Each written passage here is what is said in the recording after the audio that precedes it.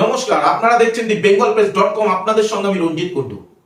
আজকে একটা আলোড়ন সৃষ্টিকারী একটা নিউজ না, আলোড়ন সৃষ্টিকারী একটা বক্তব্য তথ্য তুলে আমি বারবার বলি সত্যটাকে নিয়ে আসি, সেই তথ্যটা তুলে ধরছি। ততক্ষণ দেখতে থাকুন। বিশেষ করে মন্ডল বাড়ি মন না দিয়ে অন্তত ধ্যান দিয়ে দেখবেন। হ্যাঁ, আর সূত্রধর পাড়ার বাসিন্দারা হালিশহর যদুনাথ বাটি এবং হালিশহর অঞ্চলের যেখানে টোটাল বীজপুর বাসিন্দাদের কাছে অনুরোধ, আপনারা একটু মন দিয়ে দেখে ধ্যান দিয়ে দেখে একটু কমেন্ট বক্সে কমেন্ট দেবেন। তবে আমি কোনো ফেক অ্যাকাউন্ট থেকে না, আগে বলছি bengalpress.com, বেঙ্গল প্রেসে আপনি দেখবেন। চলুন আগে দেখে নিন এই কুলাঙ্গার মণ্ডল পরিবারের ছেলেটা ভিডিওটা কি পোস্ট করেছে, তারপরে বিস্তারিত আসছি। তাতে আমার বাল ছেঁড়া গেল, তাতে আমার সমস্ত নাগরিকবৃন্দ, সুধী নাগরিকবৃন্দ, আপনারা দেখলেন। আমি মুখে নিয়ে বিস্তারিত ভেঙে বলতে পারবো না, কারণ আমাদের সেই জন্মদাতা পিতা মাতা না, কারণ একই সন্তান না বলে আমাদের কোনো এরকম ব্যাপার নেই। একটাই বাবা, একটাই মা, চোখে তুলসী পাতা যখন পড়েছে কাঁচাও পড়েছি একই জায়গায়, ঠিক আছে? তাই বলছি, শুধু নাগরিকবৃন্দ, শিক্ষিত সমাজের মানুষ যারা হালিশহর সূত্রধর পাড়া বাসিন্দারা বিশেষ করে অনুরোধ করছি, ভালো করে মন দিয়ে ধ্যান দিয়ে দেখবেন আর দরকারে কমেন্ট বক্সে কমেন্ট দেবেন। কারণ আমি কোনো ফেক অ্যাকাউন্ট খুলবো না, একদম বেঙ্গল প্রেসে পাবেন। আমি রঞ্জিত কুন্ডু, আমি প্রচার আলোতে থাকছি। আর কোনো ফেক অ্যাকাউন্ট থেকে করছে তো ও মন্ডল বাবু, আপনি বলছেন দাঁড়ান দুটো দিন দেখে নিবি। আহা, আপনি তো এই কিছুদিন আগে ফেক অ্যাকাউন্টটা ডিলিট করে দিলেন দীঘা যাওয়ার আগে। বললেন দীঘায়, আমি তো চ্যালেঞ্জ করলাম দীঘায় যেতে হবে, বলুন আপনার বাস নাম্বার, বাসে কত ভাড়া নিয়েছে, স্লিপার বাস, কখন ছেড়েছেন, কোথায় গেছেন, আমি সব কিছু জানি। তার প্রমাণ আছে আমার কাছে, প্রমাণ ছাড়া আমি বলি না। বাসের মালিকের ফোন নাম্বার সব আমার কাছে আছে, একদম লিখিত কারণে আছে। আর দীঘায় গিয়ে কি হয়েছিল রাত্রিবেলায়, আশা করি তাতেও টের পেয়েছেন। আপনি চ্যালেঞ্জ করছেন ফেক অ্যাকাউন্ট খুলে, আমি তো প্রকাশ্যে বলছি কোন সময় যদি দীঘায় যেতে বলেন আমাকে ডুবিয়ে দেবেন। আশা করি সূত্র হালিশহর বাসিন্দারা সবাই জানেন, বীজপুর বাসিন্দারা। তো আপনি তো করলেন না, চুপচাপ দীঘায় চলে গেলেন, আবার পালিয়ে আসতে হলো। সে কিরকম? আমি তো কাজে গিয়ে রীতিমতো আমার পরিবার নিয়ে ছবি ছাড়লাম। আমি সত্যি, আপনি বলেছেন ভিখারি মানুষ, আমি মেনে নিচ্ছি জনগণের কাছে, তাই বলে আপনার কাছে না, জনগণের কাছে মানছি। 5টা ধরে ভিক্ষা করে স্বামী বিবেকানন্দ চালিয়েছিল, তাকে শতকোটি প্রণাম জানাই সেই ভিক্ষুককে। তো আপনার কথাতে না, তো আপনি ফেক অ্যাকাউন্ট খুলে কেন বলছেন?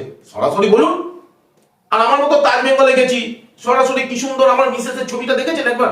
আপনার মাকে দেখান। তো দীঘায় যে ট্যুর করলেন, আমরা এবং তাজ বেঙ্গলে ট্যুর করলাম, সেখানে দেখালাম ছবি, আমার মিসেস দেখলেন হাঁটছে, সুন্দর ছবি, আমার পরিবার কন্যাকে নিয়ে। তো আপনার মা, পিতা, আপনার সেই কলমে গোপন ভাবে সম্পর্ক করে ঝিকে নিয়ে, যাকে বলছেন বাড়িতে পাড়ার মধ্যে ঝি, দার্জিলিং এ গেলেন, দীঘায় গেলেন, তার পরিবারও গেল, আবার পালিয়ে আসতে হলো। রাত্রিবেলা কি হয়েছিল? এরকম ঘটনা সত্যি মানতে হবে। ফেক অ্যাকাউন্ট থেকে বড় বড় ভাগ যাচ্ছেন, প্রকাশ্যে বলুন। আমি তো জানি আপনার মায়ের কটা মণ্ডল ছাড়া কর্মকার বাবুও আছে।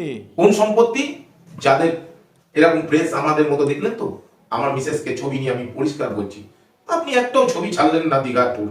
কিন্তু দীঘার বাস মালিক, দীঘার ফোন নাম্বার, কোন জায়গাটায় উঠেছিলেন, বাসটা আপনার স্লিপার ছিল, কত টাকা ভাড়া ছিল, কটার সময় আপনার হালিশহর থেকে ছেড়েছিল, নান্না হসপিটাল থেকে, সব আমার কাছে ক্যাসেট এসে গেছে, ছবি সমেত এসে গেছে। খালি তো আপনি একলা না, আপনি ওই সেই হরিণঘাটা নগরুপড়ার বাসিন্দা, খালি পরিবার চাকদার বাসিন্দা, আপনার মায়ের যেখানে মদ বেচত বাপের বাড়ি, সেই কবিরাজ পাড়ায় আপনার মা যেখানে মদ বেচতে গিয়ে পরিবারটা ধরা পড়েছিল পুলিশের হাতে।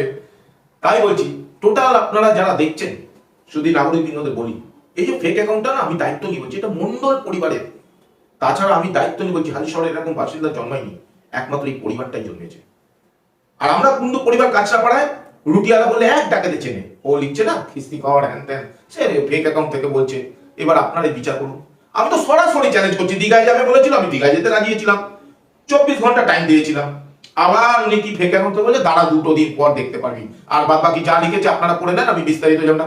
দুটো দিন ঠিক আছে মন্ডলবাবু, দুদিন পরে কিন্তু আবার আপনি ওই ফেক অ্যাকাউন্ট থেকে আবার ডিলিট করে দেবেন না। কদিন আগে ডিলিট করে দিলেন, আবার আজকে চালু করলেন, তাই তো?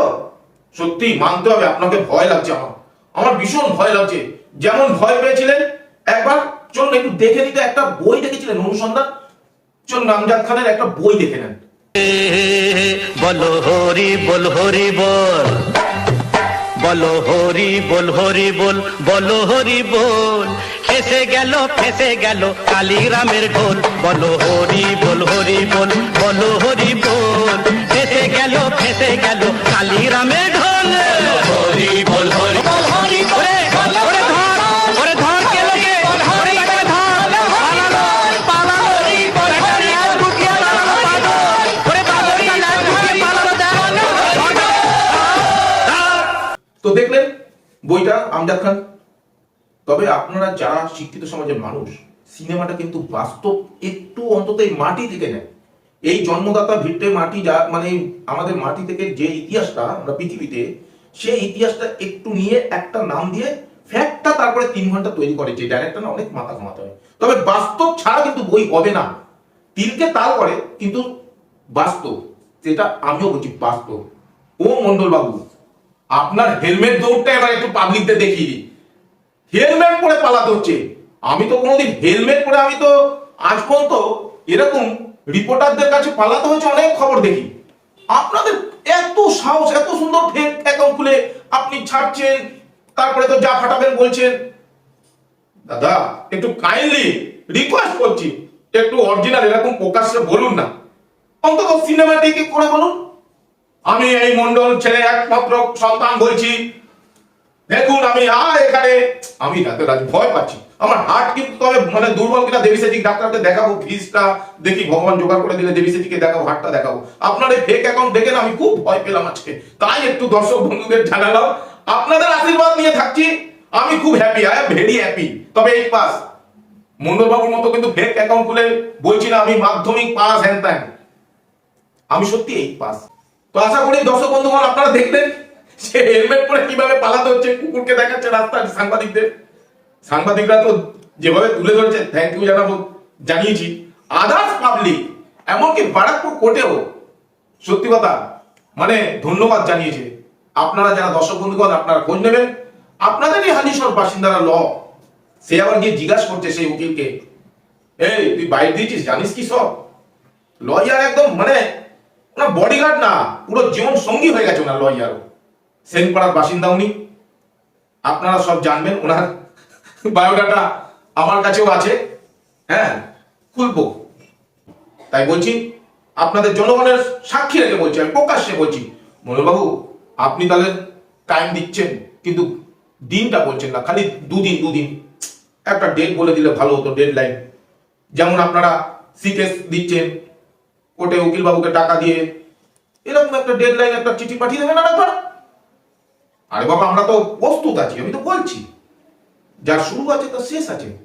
চলেন দেখা হবে কোর্টে, খেলার মাঠে যেমন খেলা হয়, হার জিত আছে, মোহনবাগান ইস্টবেঙ্গল খেলা, তেমন কোর্টেও এক পক্ষ জিতবে এক পক্ষ হারবে, এতে কোনো অসুবিধা নেই। আমি অলওয়েজ ওয়েলকাম আপনাকে জানালাম। তখন দেখতে থাকুন thebengalbase.com। নমস্কার। শুধু নাগরিকবৃন্দ, শিক্ষিত সমাজ বাসিন্দাদের বারবার অনুরোধ করছি, এই পরিবারটাকে চিহ্নিত করার পরেও কি বলবেন এবার আপনাদের ব্যাপার, তখন দেখুন।